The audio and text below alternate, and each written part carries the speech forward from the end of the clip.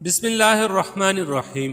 حدیث شریف ہے، حضرت عثمان بن ابی العاص رضی اللہ عنہ کہتے ہیں کہ میں نبی کریم صلی اللہ علیہ وآلہ وسلم کی خدمت میں حاضر ہوا۔